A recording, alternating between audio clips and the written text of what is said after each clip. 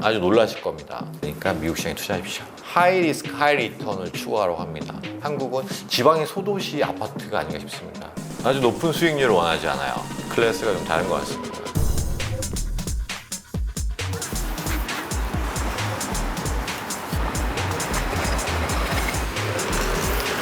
안녕하세요. 오늘은 도곡동 타워팰리스 앞에 나와 있는 다공 PD입니다. 오늘도 길거리 인터뷰를 하냐? 아닙니다. 미세먼지가 너무 많습니다. 오늘은 비싸게 한번 가볼 건데요. 바로 고액자산가들을 위한 곳이 있다고 해서 저희가 찾아왔습니다. 바로 한번 보시죠.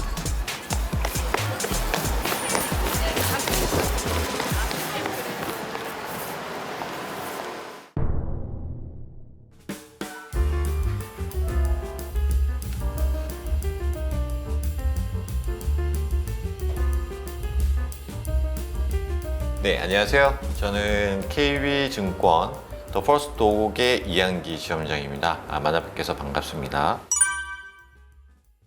일단 골드라는 것은 고액자산가를 뜻합니다.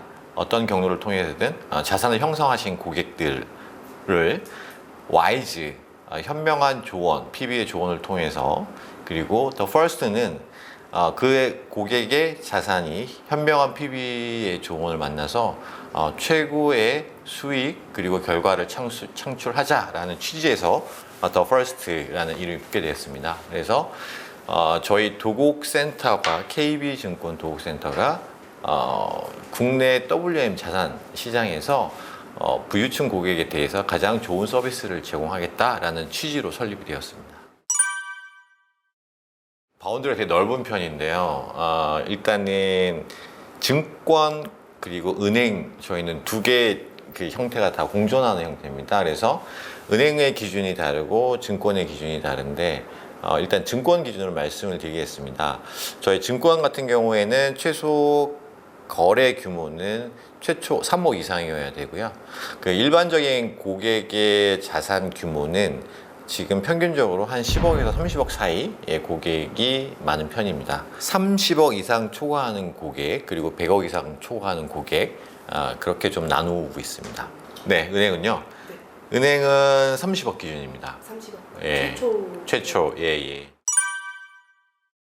증권만 말씀드릴게요. 증권은 전체 총 한 1.7조 정도고요. 한 800여 명의 고객을,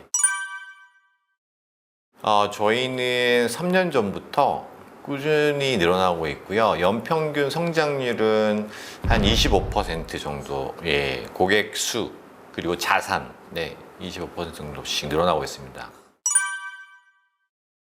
패밀리 오피스는 일단 규모가 좀 다릅니다. 자산 규모가 최소 300억.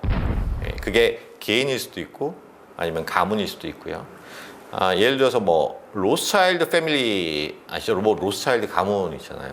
걔네들도 이제 패밀리 오피스를 운영하고 있어요. 더 하우스 오브 모건이라고 모건 스탠리에서도 그 미국의 아주 유명한 셀러리티 대상으로 이제 그런 서비스를 제공하고 있고요.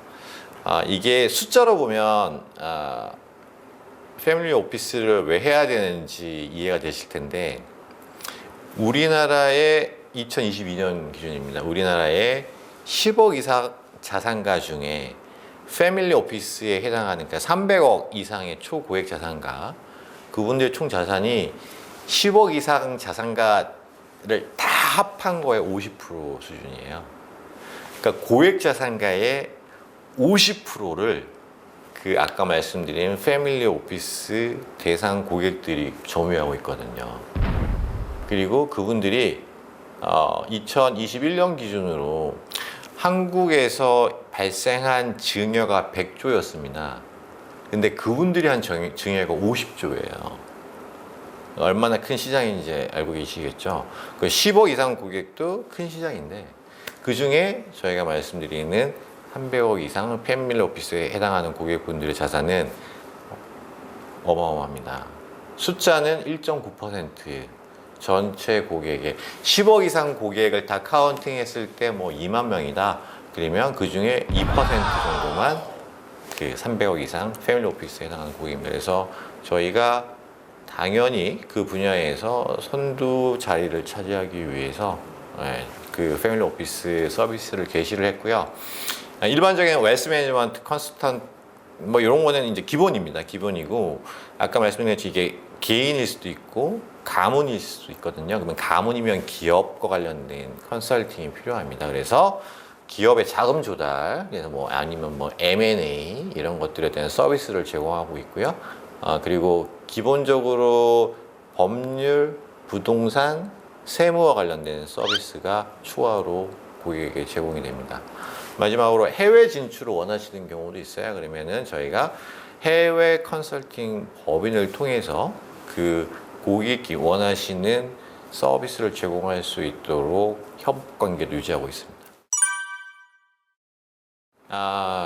약간 이제 그거는 조금 케이스 바이 케이스인 것 같습니다. 근데 원래 해외 같은 경우에는요, 이런 패밀리 오피스를 딱 할 때 서비스 레벨 어그리먼트라고 해가지고 SLA라고 하는데, 너가 이런 서비스를 제공을 해주면 나는 1년에 이만큼의 비용을 줄 거야 라고 해서 그 성과가 잘 나고 못하고를 떠나서 서비스 수준에 대한 수수료를 정기적으로 주게 돼 있어요. 근데 우리나라는 아직 그 제도가 조금씩 도입되는 단계예요. 그래서 우리 같은 경우는 우리나라는 어떤 딜을 하나 할 때마다 그에 따른 수수료를 저희가 고객으로부터 받는다, 이렇게 생각하면 좋을 것 같아요. 그래서 해외랑은 조금 다릅니다. 우리나라도 약간 그런 SLA라는 그 계약을 맺고 고객에게 서비스를 제공하고 그냥 일정하게 매일매일 이렇게 받는 형태로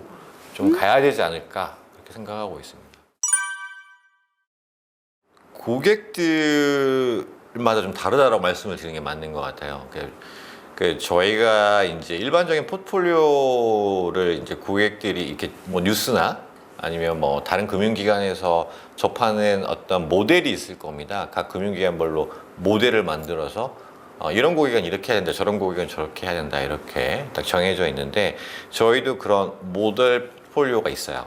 하지만 이제 고객이 좋아하는 거는 아니면 추천하는 건 뭐냐? 이건 사실은 정말 중요한 건 고객의 성향입니다. 그래서 저희는 고객이 최초 방문했을 때 고객의 리스크 프로파일링을 철저히 하는 편이에요. 정말 고객이 원하는 수익은 얼마이고 연간, 그리고 고객이 감내할 수 있는 리스크 토러런스는 어느 정도 수준인지 그거를 먼저 측정을 합니다. 그래서 나의 고객은 예를 들어서 뭐 나는 1년에 10%를 원해. 근데 나는 변동은 0이었으면 좋겠어. 이런 거는 사실은 이론적으로는 불가능하거든요. 근데 많은 계량적인 그 통계나 아니면 지표를 통해서 수익과 그리고 리스크의 상관관계, 그리고 뭐 저희가 효율적 투자론, 효율적 그 포트폴리오 이론에 따르면 상관관계가 딱 정해져 있습니다. 그래서 그거를 고객에게 제안을 하고, 너가 고객이 원하는 수익률이 이 정도 수준이면 리스크는 이 정도가 된다, 수반이 된다라는 것들을 고객에게 설명을 드립니다. 그래서 각 고객이 원하시는 수익과 리스크 수준에 맞는 포트폴리오를 개별적으로 작성을 해드립니다. 초개인화 포트폴리오라고 생각을. 그렇죠. 뭐 각 금융기관별로 보통 한 4-5개 정도의 포트폴리오를 만들어 놨거든요. 근데 이제 저희는 그 단계에서 조금 더 나가는 거죠. 예를 들어서 뭐 일반적으로 말씀을 드릴게요. 글로벌 투자은행들이 좋아하는 포트폴리오는 6대4, 그러니까 주식이 60, 채권이 40. 그러니까 미국에 있는 뭐 고객이다. 미국에 딱 투자은행 JP 모건, 모건스탠리 아니면 골드만삭스에 딱 가면 리스크 프로파일링만 이만큼 합니다. 한 100장 정도를 해요. 네. 근데 거기에 그 사람의 투자 성향, 그 사람이 원하는 바가 뭔지, 목표가 무엇인지 철저하게 다큐멘테이션을 하거든요. 그 다음에 그 고객에게 너가 생각하는 수익이 이 정도일 때 우리가 생각하는 리스크는 이거고, 그리고 저희가 뭐 스트레스 테스트라고 하는데, 이런 특별한 크라이시스가 발생했을 때 너의 포트폴리오 손실률은 얼마다, 이런 거에 다 측정을 해줍니다. 그 서류를 바탕으로. 그래서 그 서류를 바탕으로 고객에게 제안을 하고 고객이 오케이 했을 때 커미션을 받죠, 미국은요. 예. 그런 것처럼 저희도 저희가 모델이라는 건 있지만 그 모델을 조금 더 세분화하는 거예요. 고객의 특성에 맞게. 나의 수익률은, 예를 들어서 저희가 5개의 포트폴리오 모델이 있는데 그중에 뭐 A는 10%의 목표를 수익을 하고 변동성을 뭐 10으로 낮추겠다 이렇게 하면 저희는 그거보다는 조금 더 높은 수익을 원하신다면은 리스크를 조금 더 올리고 수익률을 좀 더 올리고 이런 식으로 제가 접한 고객 기준으로 말씀을 드릴게요. 일단 가장 큰 이슈는 절세인 것 같습니다. 왜냐하면 제가 접하는 고객 자산가들은 아주 높은 수익률을 원하지 않아요. 높은 수익률을 원치 않으면서 세금을 줄이는 게 현행 세법상 그분들에게는 가장 중요한 목표입니다. 그래서 가장 고민하고 있는 게 뭐냐? 절세입니다. 그리고 두 번째로 넘어가면 자산 이전이죠. 부의 안정적인 자산 이전, 효율적인 이전, 뭐 증여 상속이 될 수도 있고, 그리고 혹시 이제 기업하시는 분들에는 가업 상속이라는 게 있는데, 예, 그거에 대한 고민이 꽤 많은 편입니다. 그런 관심은 이제 항상 있어 왔고요. 최근에 이제 고객분들이 관심을 갖는 분야는 아까 말씀하신 금도 하나의 일례였고요. 그다음에 최근에 이제 트럼프 대통령이 당선되고 나면서 저희가 소위 말하는 거는 이제 트럼프 트레이딩이라고 얘기하는데, 예, 비트코인 당연하고 뭐 테슬라, 그리고 비트코인으로 사업을 하고 있는 마이크로 스트래티지, 이런 기업들에 대한 고객들의 문의가 많았어요. 그리고 가장 최근에 양자 컴퓨터 관련한 주식 뭐 사면 좋겠냐, 어쩌냐 이렇게 여쭤보거든요. 저는 고객분들께서 그런 질문을 하면 투자하시라고 말씀을 드립니다. 단 이게 저희가 측정 불가능한, 저는 사실 되게 숫자 기반한 투자를 고객들에게 제안을 드리거든요. 이거는 어떻게 보면 일시적으로 지나가는 트렌드일 수 있다. 그래서 고객님이 감내할 수 있는 범위 내에서 투자를 해보셔라. 그리고 대부분의 코어 자산, 그러니까 전체가 뭐 100이다 그러면 60, 70%는 저희가 제안하는 포트폴리오를 유지해라. 그게 고객님이 지속 가능한 성장을 할 수 있는 근간이 될 것이다. 그렇게 설명을 드리고 투자를 물어보시면 하시라고 말씀을 드립니다.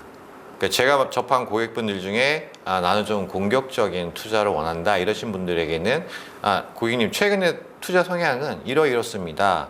그러니 고객님도 이거를 고객님 포트폴리오가 100이면 100 중에 5%만이라도 한번 시작을 해보시죠. 이렇게 제안을 드리죠. 최근에 이제 아까 말씀을 드렸지만 작년에 비트코인 ETF, 실물 ETF가 미국에서 승인이 됐거든요. 그래서 저희도 고객들에게 저희가 투자할 수 있는 비트코인 ETF를 포트폴리오에서 2% 정도, 그러니까 글로벌 펀드들은 전체가 100이면 2%를 거쪽으로 엘로케이션 하고 있거든요. 그러면 저희도 고객님 글로벌 펀드가 이 정도 하고 있으면 저희도 그에 맞춰서 뭐 5에서 2% 정도를 투자를 해보시죠 라고 제안을 드립니다. 근데 그런 것들을 전혀 생각 안 하시는 분들도 계세요. 그런 분들은 연락은 안 드리죠. 고객님이 원하시는 게 아까 말씀드린 최초의 리스크 프로파일링을 해서 고객님 그러면 원하신다 이러면 그 분들에게는 제안을 드립니다.